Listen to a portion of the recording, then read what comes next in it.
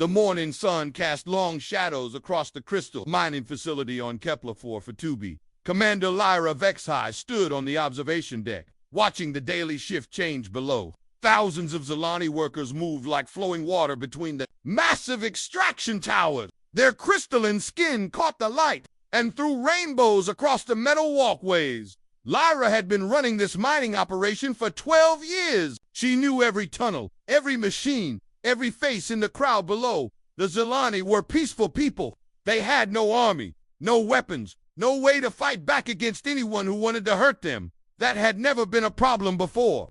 Until now, her communication device buzzed with an urgent message. Lyra looked at the screen and felt her heart sink. The message was from Captain Tom Valdez, commander of the early warning station at the edge of their solar system. His words were simple but terrifying. Korthok fleet detected 13 ships, including one dreadnought. They will reach your position in 3 days. I'm sorry, Lyra. There's nothing we can do to stop them. Lyra closed her eyes and tried to stay calm. Everyone knew about the Korthok Empire. They were the monsters parents told their children about in scary stories. The traveled from world to world, taking whatever they wanted. They turned entire species into slaves. They destroyed anyone who tried to stop them. She opened her eyes and looked down at her people. Families were walking together to their workstations.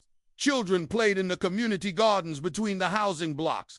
None of them knew that death was coming for them in 3 days. Lyra walked quickly to the command center. She needed to think. She needed options. But what options did they have? The Zilani had cargo ships and mining equipment. They had no weapons that could hurt a military vessel. They had no shields that could stop enemy fire. They were completely helpless.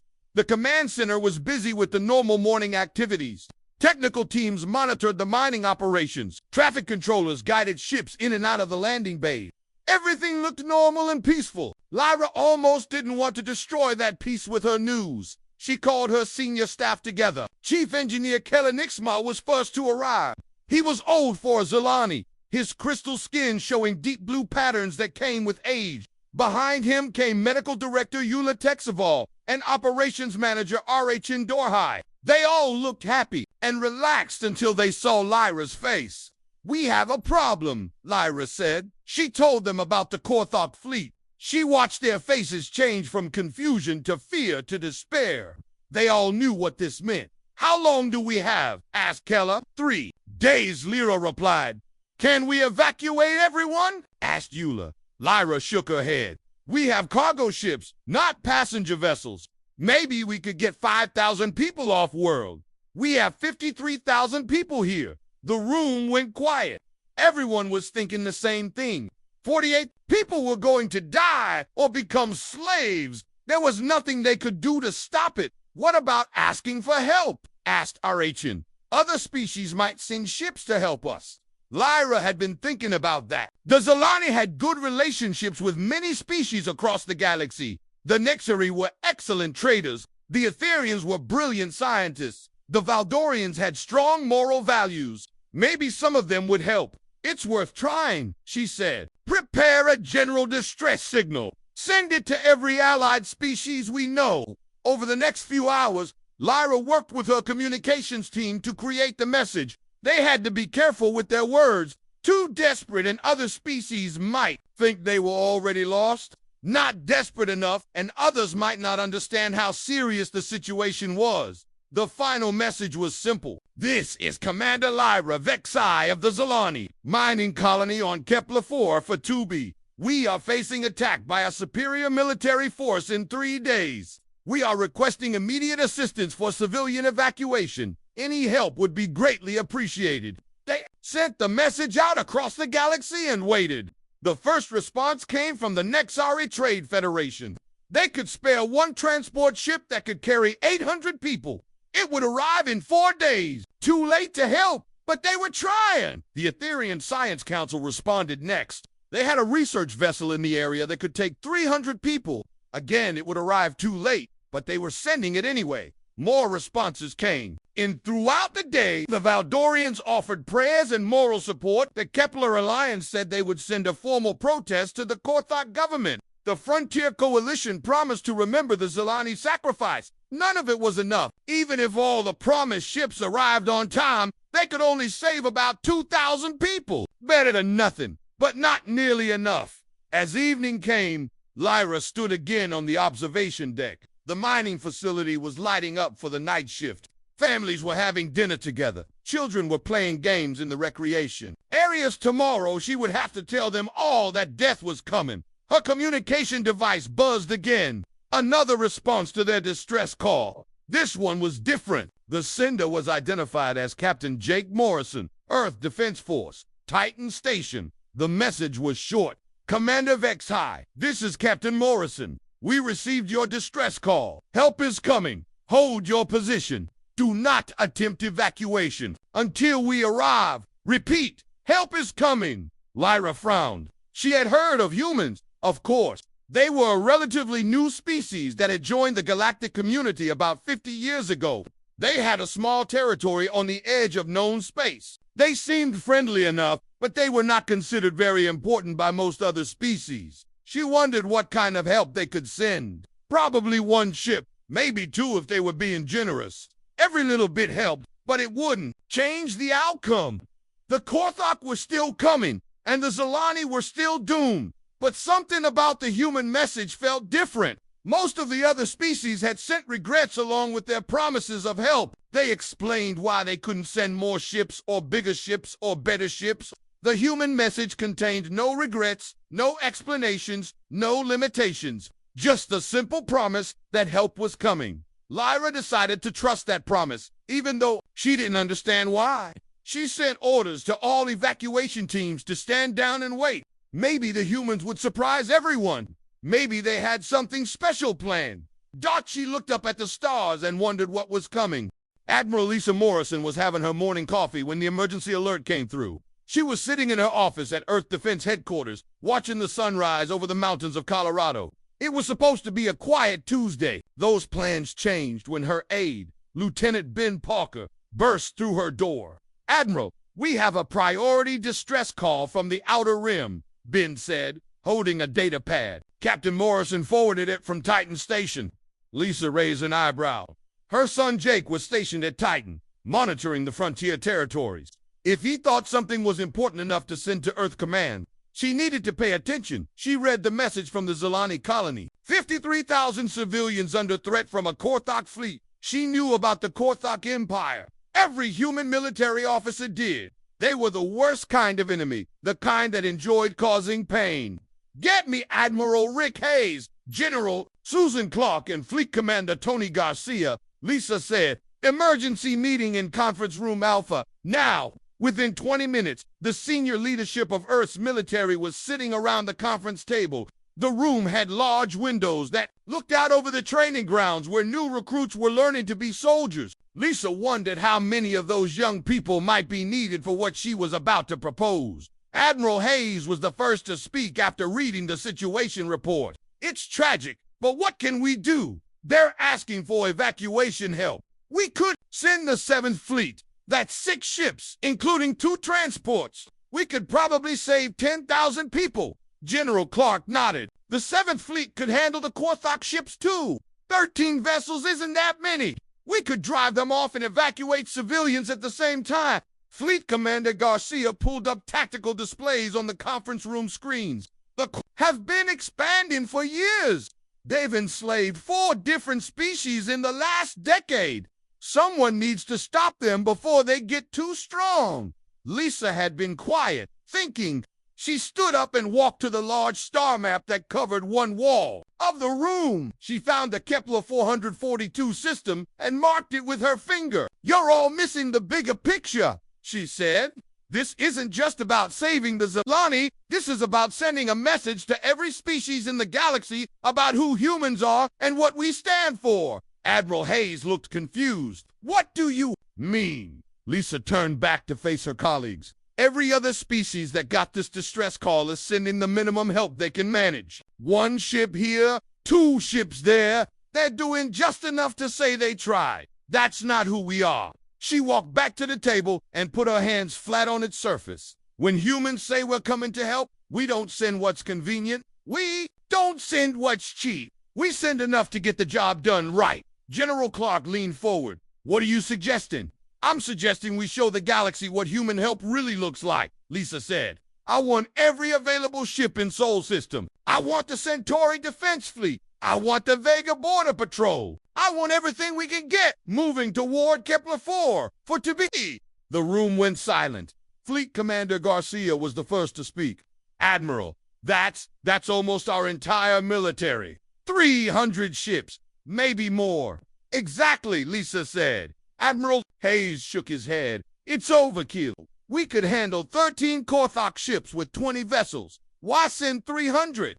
Lisa smiled. It wasn't a warm smile. Because the galaxy needs to learn something about humans. When we make friends, we protect our friends. When someone threatens innocent people, we don't negotiate. We don't send a proportional response. We send a message that anyone who wants to hurt civilians has to go through us first. She activated the conference room's communication system. This is Admiral Morrison. I need fleet commanders from every system with available ships. Priority Alpha conference call. Now. Over the next hour, commanders from across human space join the call. Captain Sarah Brooks from the Centauri system, Commander Matt Johnson from the Vega Patrol, Admiral Kate Wilson from the Colonial Defense Force, dozens of others from mining stations, research outposts, and frontier colonies. Lisa explained the situation to all of them. She told them about the Zalani colony and the approaching Korthok fleet. She told them about the other species sending token help. Then she told them what she wanted to do about it. I'm calling for Operation Sanctuary Shield, she said. Every ship that can fight, every ship that can carry people, every ship that can provide support. We're going to show the galaxy that when humans promise help, we mean it. The response came quickly. Captain Brooks offered 30 ships from Centauri. Commander Johnson promised 20 vessels from Vega. Admiral Wilson said the Colonial Defense Force could provide 50 ships within 12 hours. Some commanders had questions. Captain Dan Foster from the outer mining stations asked about leaving their own territories undefended. Admiral Nancy Cooper from the Research Division wondered if they were overreacting. Lisa answered each concern the same way. The best defense is making sure our enemies understand the cost of threatening innocent people. If we let the Korthok take the Zalani, every other aggressive species will know we won't fight back. If we show them what happens when they threaten civilians, they'll think twice before trying again. The orders went out across human space. Ships that were on routine patrol turned toward the Sol System. Vessels that were conducting research missions abandoned their work and headed for the rally point. Even civilian cargo ships volunteered to join the fleet as support vessels. At Titan Station, Captain Jake Morrison watched ship after ship drop out of hyperspace near his position. First came the heavy battleships from Earth orbit, the UHS Liberty, a massive vessel that could destroy a small moon. The UHS Independence, with enough firepower to level a city. The UHS Thunderbolt, his mother's flagship. Then came the cruisers and destroyers, fast attack ships with names like UHS Ranger, UHS Falcon, and UHS Storm. Support vessels followed, hospital ships, supply ships, communication, relay ships. Even the cargo haulers were armed with defensive weapons. Jake had never seen so many human ships in one place. The fleet kept growing throughout the day. By evening, he counted over 300 vessels of every size and type. It was larger than most planetary defense forces. It was enough firepower to conquer a small empire. Admiral Morrison's voice came over the fleet communication system. All ships, this is Admiral Morrison. Tomorrow, we jump to Kepler-4 for to be. Our mission is simple. We're going to save 50,000 innocent people from slavery or death. We're going to show the Korthok Empire what happens when they threaten civilians. And we're going to send a message to the entire galaxy about what human friendship means. Jake smiled as he listened. To his mother's words, the Zalani had asked for help. They were about to get more help than they ever imagined possible. War Commander Thrakano stood on the bridge of his flagship, the Bone Crusher. He was 7 feet tall with thick scales that looked like armor plating. His yellow eyes glowed in the dim red light of the bridge as he watched his fleet move through hyperspace toward their target. The Korthak Empire had been expanding for 50 years. Thrakinos had led raids on dozens of worlds. He had turned entire species into slaves. He had burned planets that refused to surrender. It was simple work. Find a weak target, demand surrender, take what you want. The Zelani would be easy prey. Thrakinos had studied the intelligence reports. They were peaceful miners with no military ships and no weapons. Their colony had valuable crystal deposits that the Empire needed. Perfect targets for conquest. War Commander called his second-in-command, Captain Vexkal. We drop out of hyperspace in 10 minutes. Thrakinos nodded. 13 ships should be more than enough for this job. His fleet included heavy destroyers with enough firepower to crack a moon in half. The Bone Crusher itself was a dreadnought that had destroyed entire planetary defense forces. Signal the fleet, Thrakinos ordered. Standard conquest formation? We give them one chance to surrender. Then we take the colony by force. The Korthak fleet dropped out of hyperspace at the edge of the Kepler 442 system. Thrakinos immediately ordered his communications officer to scan for any defensive forces. The results were exactly what he expected. A few small cargo ships, some mining equipment, and nothing that could threaten a military vessel. But there were other ships in the system. Thrakinos frowned as he read the sensor reports. A Nexari transport vessel, an Etherian research ship, a few other small craft from various species. None of them were military threats, but their presence was annoying. Weak allies coming to help. The weak, Thrakinos said with disgust. They will watch their friends die and do nothing to stop it. He opened a communication channel to the Zelani colony.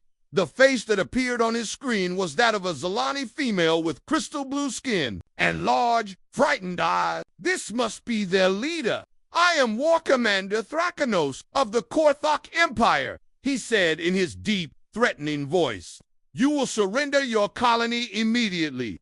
Your people will be relocated to work camps where they will serve the Empire. Resist, and we will destroy your world. The Zelani leader tried to look brave, but Thrakinos could see fear in her eyes. I am Commander Vexhai. We have done nothing wrong. We are peaceful people. Please leave us alone. Thrakinos laughed. It was a sound like metal scraping against stone. Peace is weakness. The strong take what they want from the weak. You have 1 hour to begin evacuation procedures. After that, we start shooting. The Zelani commander's voice was small but determined. We have allies coming to help us. Leave now while you still can. Thrakinos looked at his tactical display showing the handful of alien ships near the planet. Those pathetic vessels. They cannot even scratch our paint. You have no real allies, little crystal creature. No one is coming to save you. He cut the communication and turned to his weapons officer. Begin moving toward the planet. Charge all weapon systems. I want to be ready to start bombardment in exactly 1 hour. The Korthak fleet began its slow advance toward Kepler 4 for 2B. Thrakinos had done this many times before. The hour of waiting was part of the psychological warfare. Let the victims think about their doom. Let them panic and maybe surrender without a fight. 50 minutes passed. Thrakinos was preparing to give the order to open fire when his sensor officer made a sound of confusion. War Commander, I'm detecting some kind of disturbance in hyperspace. Multiple contacts jumping in at the system. Edge Thrakinos looked at his tactical display. Probably more weak allies coming to watch the show. How many ships? The sensor officer stared at his instruments. Sir, I'm reading 12 contacts. No, wait, 24 contacts. 48 contacts. ... double quotes. What?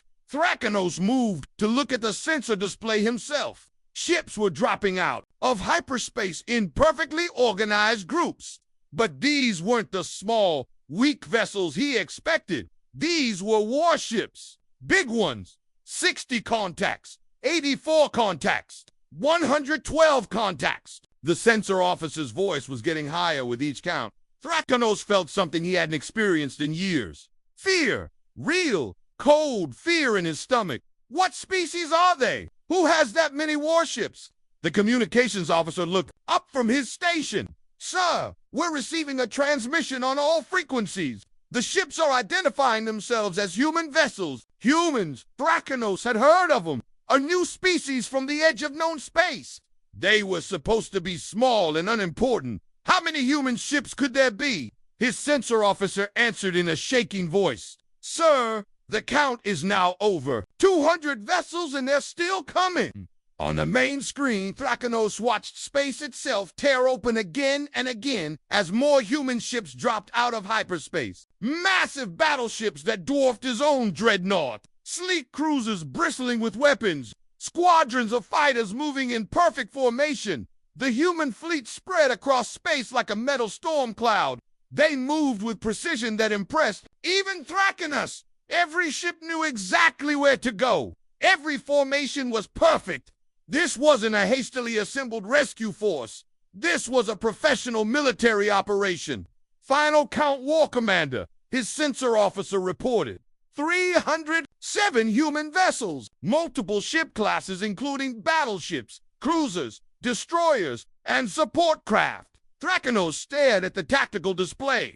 His 13 ships were suddenly surrounded by the largest fleet he had ever seen. The humans had brought enough firepower to conquer a major star system. A new voice came over the communication system. It was calm, confident, and completely without fear. This is Admiral Lisa Morrison of the Earth Defense Force. You are in violation of Galactic Accords Section 7, unprovoked aggression against civilian populations. Thracanos found his voice. I am War Commander Thracanos. These are Korthok territorial waters. You have no authority here. The human admiral's response was ice cold. We have the only authority that matters in this situation. Commander, superior, firepower, and the will to use it. You have exactly 60 seconds to begin retreat protocols before we demonstrate why humanity doesn't negotiate with slavers. Thracanos looked around his bridge. His crew was staring at the tactical display in shock. 300 ships against 13. It wasn't a battle. It would be a massacre. But Thracanos was a Korthok warrior. He had never retreated from a fight. His reputation and his life depended on showing strength, not weakness. All ships, prepare for battle, he ordered. Target the human flagship. We'll show them what Korthok warriors can do. The human response was immediate. Every ship in their massive fleet lit up with weapons, fire at exactly the same moment. Space became a brilliant wall of energy as hundreds of cannons fired in perfect coordination. Thracanos realized his mistake in the last second before the Bone Crusher's shields failed. The humans hadn't come to negotiate. They hadn't come to make a show of force. They had come to end the threat permanently. The battle for Kepler 44-B was about to begin. The first shot came from the Bone Crusher. War Commander Thracanos had ordered his flagship to fire at the human fleet, expecting them to scatter or try to negotiate. Instead, the human response was like nothing he had ever seen. 300 human ships opened fire at exactly the same moment. The coordinated barrage lit up space like a second sun. Thracanos had to shield his eyes from the brightness on his main screen. When the light faded, 2 of his destroyers were already burning wrecks floating in space. Impossible, he whispered. No fleet could coordinate fire that perfectly. No species had that kind of discipline and training. Captain Jake Morrison stood on the bridge of his destroyer, the UHS Defiant. He watched the tactical display as his mother's battle plan unfolded perfectly. The human fleet had practiced this maneuver dozens of times. Every ship knew its role. Every captain understood the mission. Alpha Squadron, with me, Jake ordered. We are going around their left flank. Bravo and Charlie squadrons, take the right. Don't let any of them escape. The human destroyers moved like hunting wolves. They were faster than the heavy Korthok ships and much better coordinated. Jake's squadron swept wide around the enemy fleet, while the big human battleships kept the Korthok busy with direct fire. On the bridge of the Bone Crusher, chaos was spreading. Thracanos watched his ships take terrible damage from the human assault. His weapons officer was shouting damage reports. His communications officer was trying to coordinate with the other Korthok vessels. Nothing was working. War Commander, the destroyer Stonefang is losing power, reported his tactical officer. The Blood Spear has lost half its weapons. The Iron Claw is requesting permission to retreat. Thrakenus roared in anger. No retreat. We are Korthok warriors. We do not run from battle. But even as he said it, he knew this wasn't really a battle. This was an execution. The humans had brought overwhelming force and were using it with surgical precision. They weren't just shooting at his ships randomly. They were systematically destroying his fleet piece by piece. Dr. Kelthara watched the battle from the bridge of her Etherean research vessel. She was supposed to be studying crystal formations, but instead she was witnessing the most one-sided space battle in recorded history. Her scientific mind tried to make sense of what she was seeing. "Cap, are you recording this?" she asked her ship's commander. "Yes, Doctor. Every second of it." "Good. The Etherean Council needs to see this. Everyone needs to see this." She watched another Korthok ship explode under concentrated human fire. The humans didn't just bring superior numbers, they brought superior everything. The human fighters were swarming through the battle zone like angry insects. They moved in perfect formations, striking at the Korthok ship's weak points and then disappearing before the enemy could target them. The Korthok had nothing that could match their speed, and coordination. Commander Lyra Vexhai watched the battle from her colony's observation center. She could see the flashes of weapons fire even through the planet's atmosphere. The small alien ships that had come to help were staying well back from the fighting. Only the humans had moved forward to engage the enemy. "How many human ships are out there?" asked her chief engineer. "Over 300, Lyra replied. "They brought a whole fleet to save us. But why? We're not even allies. We just asked for help." Lyra didn't have an answer. She had dealt with many species over the years. Most of them helped only when they could get something in return. The humans were different. They had risked their entire military to protect strangers back in space. The battle was turning into a rout. Half the Korthok fleet was destroyed or disabled. The remaining ships were trying to fight back, but they were hopelessly outmatched. The human ships moved like they shared one mind, supporting each other perfectly. Admiral Lisa Morrison watched the battle from her flagship, the UHS Thunderbolt. Her plan was working exactly as designed. The Korthok were learning what happened when they threatened innocent people under human protection. "Admiral, the enemy is trying to retreat," reported her tactical officer. "Negative. Let none of them escape. Today we send a message that goes beyond this system." Captain Jake Morrison's destroyer squadron had completed their flanking maneuver. They were now behind the Korthok fleet, blocking any escape route. The enemy ships were trapped between the human battle line and Jake's fast destroyers. War Commander Thrakenos realized his situation was hopeless. 8 of his 13 ships were gone. The remaining 5 were heavily damaged and surrounded. His own flagship was losing power and had fires on 3 decks. "War Commander, we must surrender," pleaded Captain Vexcale. "If we surrender, maybe they'll let us live." Thrakenos looked at his bridge crew. They were all looking at him with fear in their eyes. These were Korthok warriors who had never shown fear before. The humans had broken them completely. "Signaled the human fleet," Thrakenos said quietly. "Tell them we surrender." The message went out on all frequencies. "Human fleet, this is War Commander Thrakenos. We surrender. Stop shooting." Admiral Morrison's response came back immediately. Her voice was cold as winter. "Surrender rejected." "Commander, you threaten civilians. You opened fire first. Today you learn why the galaxy should fear humans when we're angry." The human barrage continued. One by one, the remaining Korthok ships were destroyed. The Bone Crusher was the last to die. Thrakenos had just enough time to understand that he had made a terrible mistake before his ship exploded in a brilliant flash. The space around Kepler-4 for Tubi fell silent. Where 13 Korthok warships had been, there was now only floating debris and cooling metal. The human fleet hung in space like a protective wall around the planet. Dr. Kelthara finished recording the battle's end. She looked at her data files and realized she had just witnessed history. The humans hadn't just won a battle. They had made a statement that would change how every species in the galaxy thought about them. Commander Vexhai received a message from Admiral Morrison. "Commander, this is Admiral Morrison. The threat to your colony has been eliminated. Our medical ships are standing by to help with any wounded. Our engineering ships can help repair any damage to your facilities." Lyra could barely find her voice to respond. "Admiral Morrison, we We don't know how to thank you. You brought your entire fleet to save us. The human admiral's response was simple but powerful. That's what friends do, Commander. When someone asks for help, we don't send what's convenient, we send what's necessary. As the human fleet began organizing relief efforts for the colony, word of the battle started spreading across the galaxy. Every species that had received the original distress call learned what human help really looked like. The galaxy would never underestimate humanity again. 3 weeks after the battle, the galaxy was still talking about what had happened at Kepler 4b.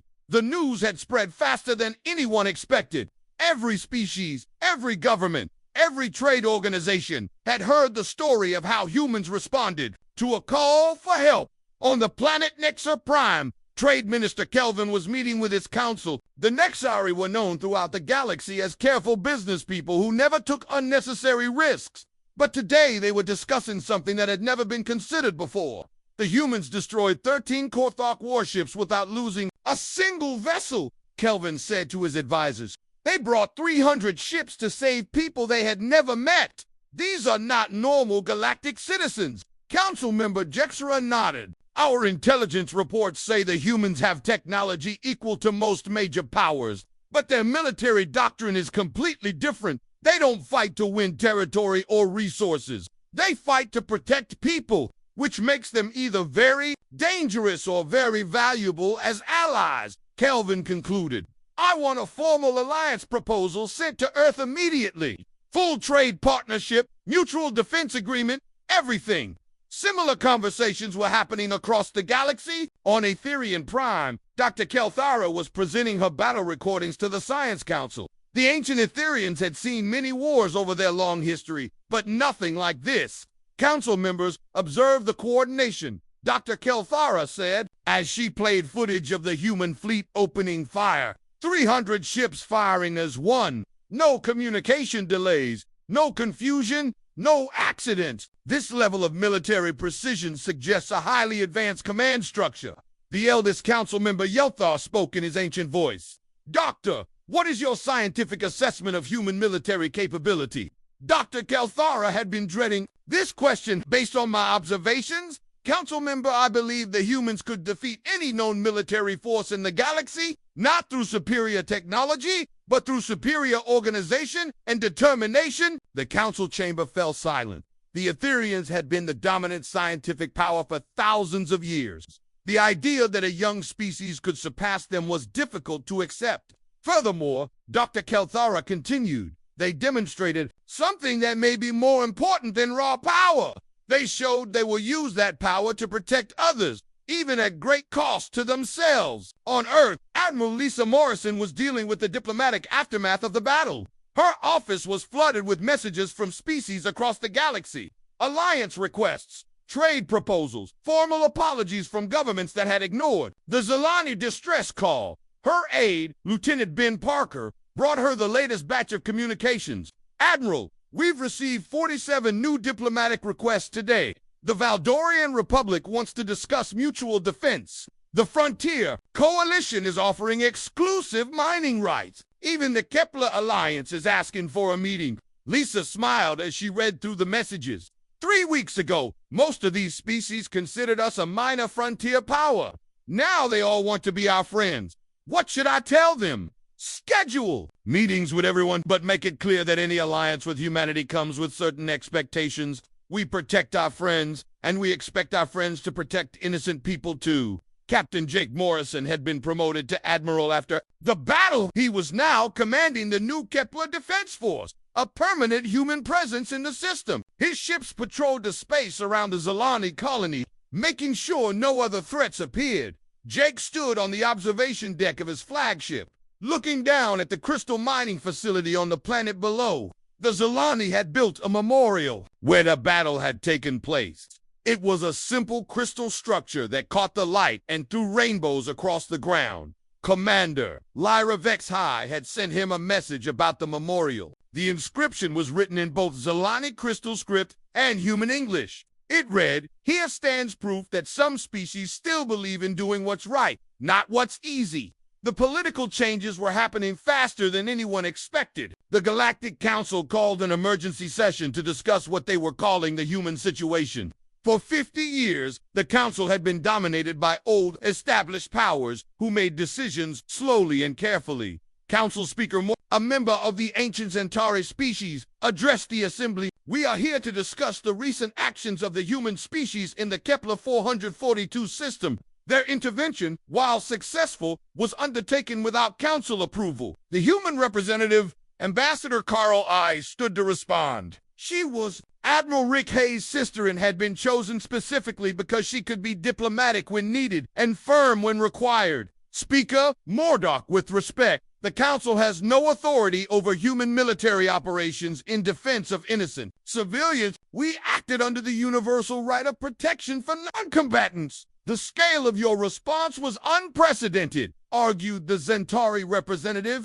300 ships for one small colony. Ambassador Hayes smiled. "Speaker, that wasn't the scale of our response. That was the scale of our commitment. When humans promise help, we keep that promise completely." The session continued for hours, but the real message was already clear. Humanity was no longer asking for permission to join galactic society. They were announcing their presence and their principles. In the darker corners of the galaxy, other militaristic species were having very different conversations. The Crimson Fang pirates canceled their planned raids on frontier colonies. The Valdari hegemony postponed their expansion into the Outer Rim. The Sovereign Reach quietly withdrew from 3 border disputes. Word had spread through the underworld networks. Humans don't negotiate with slavers, and they don't fight fair. They fight to win permanently. Commander Lyra Vexhai often walked through her colony in the evenings, watching her people work and live in safety. Children played in the gardens without fear. Families gathered for meals without worry. The mining operations continued peacefully. She received a weekly report from Admiral Jake Morrison about fleet movements in the system. Every ship that approached was scanned and questioned. Any vessel that couldn't explain its peaceful intentions was escorted away by human warships. One evening, as she stood on her observation deck watching the sunset, Lyra thought about how much had changed. 3 weeks ago, her people had been facing slavery or death. Now they lived under the protection of the most powerful military force in the galaxy. But more importantly, they lived under the protection of a species that had proven they would risk everything to protect strangers. The humans had made good on their promise. Help had come, and it had been more than anyone could have imagined. As the stars came out over Kepler 4 for to be, Lyra smiled. The galaxy had learned something important about humanity. When humans said help was coming, they meant it, and that promise was changing everything.